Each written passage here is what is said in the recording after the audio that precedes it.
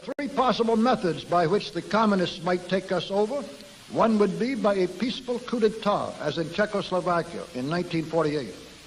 The second method would be by fomenting civil war in this country and aiding the communist side with military might. But there is a third method, which they are clearly relying on most heavily, and this is taking us over by a process so gradual and insidious that communist rule is slipped over so far on the American people before they ever realize it is happening. The process in that direction is going on right now, gradually but surely, and with ever-increasing spread and speed. A part of that plan, of course, is to induce the gradual surrender of American sovereignty, piece by piece and step by step, to various international organizations, of which the United Nations is the outstanding but far from the only example. But another part is the conversion of the United States into a socialist nation, quite similar to Russia itself in its economy and political outlook, before police state enforcement is ever introduced.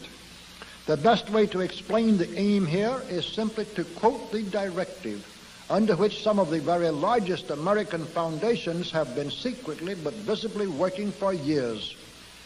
This directive is so to change the economic and political structure of the United States that it can be comfortably merged with Soviet Russia.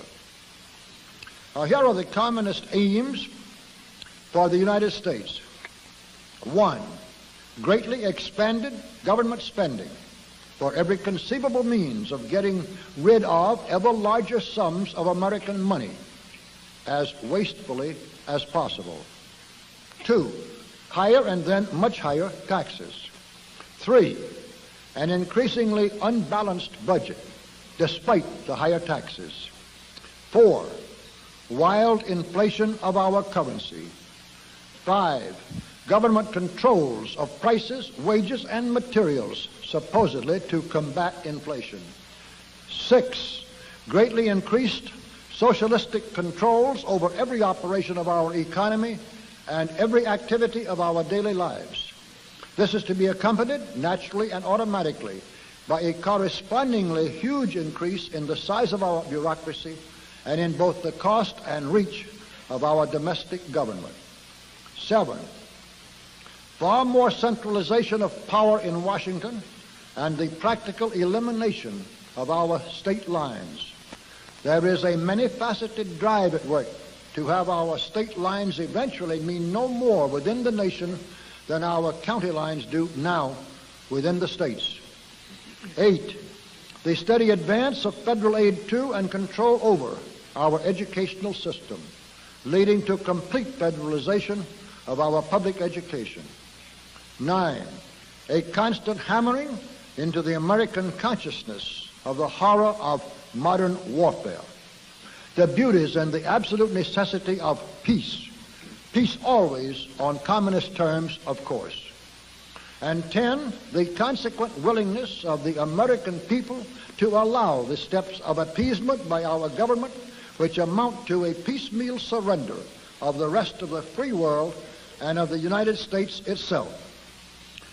In summary, gentlemen, we are losing, rapidly losing, a Cold War in which our freedom, our country, and our very existence are at stake.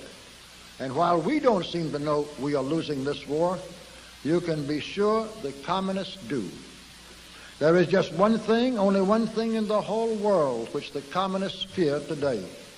It is that despite their tremendous influence in our government and over all of our means of mass communication, the American people will wake up too soon to what has really been happening and what is now happening right under their very noses. The only thing which can possibly stop the communists is for the American people to learn the truth in time. Why does every